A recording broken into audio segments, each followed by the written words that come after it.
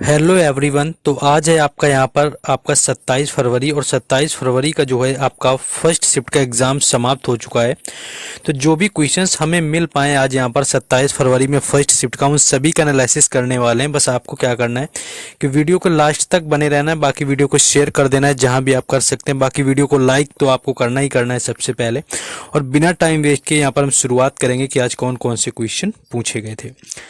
पहला क्वेश्चन जो आपका आया कि अंडर 17 फीफा जो महिला वर्ल्ड कप था वो 2022 में कहां पर हुआ था। देखिए इसकी मेजबान कंट्री पूछी गई थी, यानी जो 2022 में अंडर 17 आपका जो महिला वर्ल्ड कप हुआ था फीफा का, उसका मेजबान कौन था। मेजबान अगर देश आपसे पूछा गया तो भारत इसका राइट आंसर था, तो पूछा भी जा सकता है।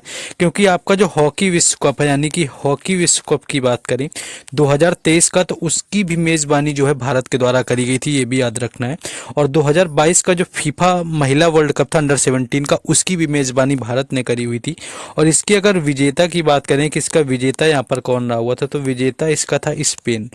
विजेता इसका स्पेन रहा हुआ था। और उप विजेता यानी कि हराया किसको था, तो हराया हुआ था कोलंबिया को। यानी अंडर 17 महिला जो वर्ल्ड कप हुआ फीफा का, उसमें कोलंबिया को हरा करके स्पेन विजेता बना और इसका आयोजन हुआ भारत में। बाकी आपका जो कतर में आपका जो फीफा वर्ल्ड कप हुआ था पुरुष वाला, उसका विजेता रहा हुआ था अर्जेंटीना। आपको पता होगा कि उसका जो विजेता था वो था अर्जेंटीना, और वहां पर जो उप विजेता था वो रहा हुआ था फ्रांस। तो इसको भी याद रख लेना है, वहां पर अर्जेंटीना विनर था और यहाँ पर हारने वाला यानी कि उप विजेता जो था वो फ्रांस था। और कतर में जो है फीफा वर्ल्ड कप 2022 आपका हुआ था, और अंडर 17 जो महिला वाला था वो भारत में आपका हुआ था। नेक्स्ट आगे क्वेश्चन देखेंगे। नेक्स्ट एक क्वेश्चन आपका देखिए यहाँ पर आर्टिकल से देखने को मिला कि जो संविधान का अनुच्छेद है 126, इसका संबंध किससे। देखिए 126 का मतलब होता है कि जो आपका कार्यवाहक न्यायाधीश होता है, यानी कि कार्यवाहक जो न्यायाधीश होता है उसकी नियुक्ति के लिए यहाँ पर संबंधित आपका अनुच्छेद दिया गया। यानी कि किसी कारणवश से अगर जो भारत का मुख्य यहाँ पर न्यायाधीश है, आपका सुप्रीम कोर्ट का मुख्य न्यायाधीश है, और वो छुट्टी पर रहता है, यानी कि उसका जो स्थान है वो रिक्त रहता है, तो किसी आपके न्यायाधीश को कार्यवाहक तौर पर यानी कि कार्य करने के तौर पर राष्ट्रपति के द्वारा आपका यहाँ पर नियुक्त कर दिया जाता है कार्यकारी आपका मुख्य न्यायाधीश। वो किया जाता है अनुच्छेद 126 के तहत। तो आपको यह याद रखना है, राष्ट्रपति इसको जो होता है कार्य आपका कार्यवाहक न्यायाधीश बना देता है किसी भी न्यायाधीश को, जब मुख्य न्यायाधीश उपलब्ध नहीं होता, यानी कि उसका जो पद होता है वो रिक्त होता है। तो अनुच्छेद 26 यहाँ पर आपका इससे संबंधित था। कुछ अनुच्छेद आपको बिल्कुल याद रखने हैं क्योंकि कई बार एग्जाम में पूछे भी गए हैं अभी हाल फिलहाल में। एक तो आपको 108 याद रखना है जो कि संयुक्त अधिवेशन के लिए होता है, यानी कि जब संयुक्त अधिवेशन की बैठक बुलाई जाती है वो अनुच्छेद 160 में होती है। अनुच्छेद 280 तो बिल्कुल याद रखना है क्योंकि इसका संबंध जो होता है वित्त आयोग से संबंधित है, वित्त आयोग का संबंध होता है। और अभी 16वें जो वित्त आयोग के अध्यक्ष हैं वो अरविंद पनगड़िया बनाए गए हैं, ये आपको करंट अफेयर्स में ध्यान रखना है। और एक आपको अनुच्छेद 76 याद रखना है, ये संबंधित होता है महान्यायवादी से, यानी कि अटॉर्नी जनरल ऑफ इंडिया से ये संबंधित होता है, अभी पूछा भी गया कल परसों में। और 148 अनुच्छेद भी बिल्कुल दिमाग में डाल के रख लेना है क्योंकि जो भारत का नियंत्रक एवं महालेखा परीक्षक यानी कि जो कैग होता है वो अनुच्छेद 148 के तहत होता है। बस इतना यहाँ पर आपको अनुच्छेद से रिलेटेड याद रखना है। क्वेश्चन हो सकता है कि आपको इनसे जरूर देखने को मिलेगा आने वाली शिफ्टों में। नेक्स्ट क्वेश्चन है, देखिए जितनी बार मैंने आपको एनालिसिस करवाया है तो आपसे बस जब वाद्य यंत्र की बात आती थी मैंने दो नाम आपको बिल्कुल रटा रखे थे कि एक तो आपको अल्लाह रखा खां याद रख लेना है और दूसरा आपको याद रखना है यहाँ पर जाकिर हुसैन। और देखिए आज जाकिर हुसैन आपको पूछ लिया गया है, कल आपका अल्लाह रखा खां भी आपका पूछ लिया जाएगा आने वाली शिफ्टों में। तो इनका जो संबंध था तबला से था, आई थिंक सभी का ये क्वेश्चन सही हो गया होगा क्योंकि 10 बार हमने एनालिसिस में ये बताया हुआ है कि अल्लाह रखा खां और जो है यहाँ पर जाकिर हुसैन दोनों, यानी कि अल्लाह रखा खान के ही ये बेटे हैं जाकिर हुसैन, जिनका संबंध है तबला से। तबला के साथ साथ देखिए आपका पन्नालाल घोष तो आपका यहाँ पर पूछा जा चुका है। पन्नालाल घोष के साथ अभी तक हरिप्रसाद चौरसिया नहीं पूछा गया, जरूर पूछा जाएगा किसी शिफ्ट में, याद रखना है। इन दोनों का ही संबंध जो है वो है बांसुरी से, इनका याद रखना है।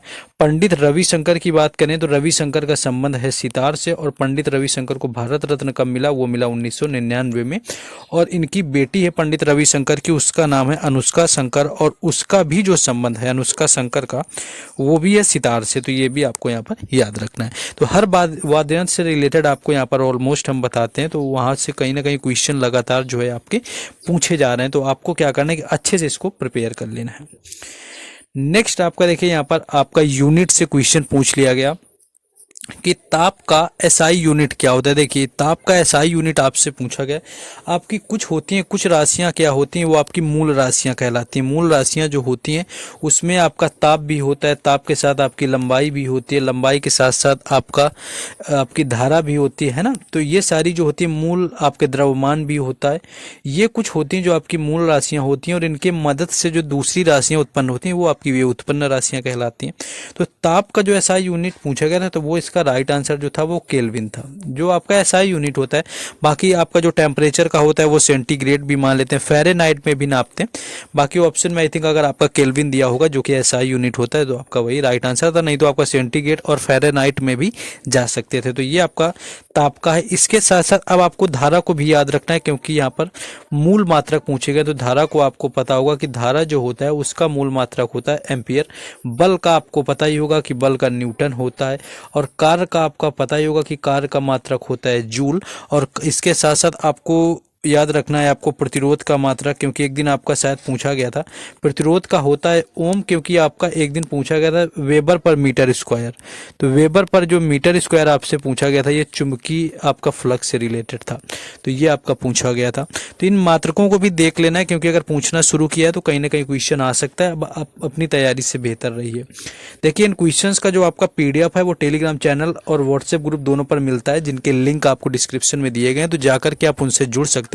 वहां पर हर क्वेश्चन का जितने भी ज्यादा आएंगे आपके वहां पर पीडीएफ में फॉर्मेट में दे दिए जाते हैं। जिनका एग्जाम था वो और भी क्वेश्चन कमेंट बॉक्स में बताएंगे। एक क्वेश्चन था कि अशोक के शिलालेख को किस भाषा में लिखा गया। देखिए अशोक की बात करें तो पहली चीज तो ये संबंधित थे मौर्य साम्राज्य से, और इनके जो शिलालेख हैं वो लिखे गए हैं यहाँ पर प्राकृत भाषा में। और 269 ईसा पूर्व में इन्होंने इनका क्या हुआ, इनका राज्याभिषेक हुआ। और उसके जस्ट 8 वर्ष बाद 261 ईसा पूर्व में क्या होता है, कलिंग का युद्ध होता है, जिसके बाद इन्होंने युद्ध त्याग दिया और धम्म नीति अपना ली थी। और इनके जो शिलालेख हैं, इनकी जो लिपि रखी गई है वो भी धम्म लिपि रखी गई है। तो ये तीसरे शासक थे, क्योंकि जो स्थापना करने वाला था मौर्य साम्राज्य की वो था चंद्रगुप्त मौर्य। चंद्रगुप्त मौर्य ने स्थापना करी। इसके बाद इसका बेटा आता है बिंदुसार, और फिर जब बिंदुसार के बाद आता है उसका बेटा अशोक, यानी कि तीसरा शासक था। अशोक से कई क्वेश्चन बनते हैं कि इन्होंने कलिंग का युद्ध कब लड़ा, 261 ईसा पूर्व में लड़ा। इन्होंने अपनी बेटी महेंद्र और बेटी संघमित्रा और बेटे महेंद्र को किस धर्म के प्रचार के लिए श्रीलंका भेजा हुआ था, तो बौद्ध धर्म के लिए भेजा था, क्योंकि बौद्ध धर्म का बड़ा उपासक था अशोक। और कितने वर्ष बाद राज्याभिषेक इन्होंने पूरा राज्याभिषेक को छोड़ दिया था, तो 8 साल बाद, क्योंकि 269 ईसा पूर्व में हमने आपको बताया कि राज्याभिषेक हुआ, और 261 ईसा पूर्व में कलिंग का युद्ध हुआ, और वहीं से जो है अशोक का हृदय परिवर्तन पूरी तरह से हो गया था। नेक्स्ट क्वेश्चन पूछा गया कि मदर ऑफ भरतनाट्यम किसे कहा जाता है। देखिए मदर ऑफ भरतनाट्यम की बात करें तो ये कहा जाता है रुक्मणी देवी अरुंडेल को। और रुक्मणी देवी अरुंडेल भरतनाट्यम के साथ साथ एक और नृत्य से संबंधित है, उसका नाम है कुचिपुड़ी, यानी कि ये कुचिपुड़ी भी करती थी। और कुचिपुड़ी जो है ये आंध्र प्रदेश का शास्त्रीय नृत्य है। बाकी आपका भरतनाट्यम तो आपको पता ही होगा कि भरतनाट्यम जो है वो तमिलनाडु का शास्त्रीय नृत्य है। तो कुचिपुड़ी आंध्र प्रदेश का और भरतनाट्यम जो है वो तमिलनाडु का। और राज्यसभा की सदस्य के रूप में नामांकित होने वाली भारत की पहली महिला थी। ये भी क्वेश्चन बनता है कि राज्यसभा सदस्य के लिए नामांकित होने वाली भारत की पहली महिला कौन थी, तो वो थी रुक्मणी देवी अरुंडेल। ये भी क्वेश्चन पूछा जाता है। नेक्स्ट क्वेश्चन था कि 2023 में ग्रीस के द्वारा the Grand Cross of the Order of Honour जो है से किसे सम्मानित किया गया। यहाँ पर आपसे अवार्ड पूछा गया था 2023 में जो है करंट का, कि the Grand Cross of the Order of Honour से किसको सम्मानित किया गया। तो प्रधानमंत्री जो है नरेंद्र मोदी इसका राइट आंसर था। और नरेंद्र मोदी को एक और पुरस्कार से सम्मानित किया गया जो कि अभी शुरू हुआ है, लता दीनानाथ मंगेशकर, यानी कि एक पुरस्कार शुरू हुआ लता मंगेशकर जी की मृत्यु के बाद, लता दीनानाथ मंगेशकर के नाम से शुरू हुआ। और इसका ये जो पुरस्कार था पहली बार ही नरेंद्र मोदी को दिया गया था। तो ये भी क्वेश्चन एग्जाम में कई बार देखने को मिला रिसेंटली जब ये चर्चा में आया क्वेश्चन। नेक्स्ट क्वेश्चन आगे है नेक्स्ट क्वेश्चन आपका आगे पूछा गया था, वो क्वेश्चन एग्जैक्ट पूरा नहीं मिल पाया। एक आपका कुछ चैंपियनशिप से रिलेटेड था कि कुश्ती की उम्र की पात्रता पूछी थी कि उम्र कितनी होनी चाहिए या कुछ होनी चाहिए थी। इस तरह से कुछ क्वेश्चन आपका जो है यहाँ पर पूछा गया था। तो इतने ही क्वेश्चन मिल पाए, क्योंकि ऑलमोस्ट आप लोग क्वेश्चन ज़्यादा सेंड ही नहीं करते, काफ़ी स्ट्रगल करना पड़ता है इतने क्वेश्चन के लिए। तो टेलीग्राम चैनल और व्हाट्सएप ग्रुप में लिंक डाला जाता है। आप लोगों का एग्जाम होता है तो क्वेश्चन जरूर सेंड किया करिए, ताकि सब लोगों तक क्वेश्चन आते रहे, एनालिसिस आता रहे। बाकी जिनका एग्जाम था वो लोग कमेंट में और भी क्वेश्चन बता देंगे, जिससे कि उनको पिन कर दिया जाए तो सभी लोगों को सारे क्वेश्चन मिल जाएं। बाकी उनकी क्वेश्चंस की पीडीएफ आपको टेलीग्राम चैनल और व्हाट्सएप ग्रुप पर मिलेगी, जिनके लिंक डिस्क्रिप्शन में दिए गए हैं। बाकी अब आपको रिस्पॉन्सिबिलिटी अपनी पूरी करनी, वीडियो को लाइक कर देना, शेयर कर देना, सब्सक्राइब कर लेना है चैनल को जरूर, क्योंकि आगे भी आने वाली सब शिफ्टों का एनालिसिस आपको यहीं पर मिलने वाला है। बाकी मिलेंगे आपसे सेकंड शिफ्ट में। जय हिंद।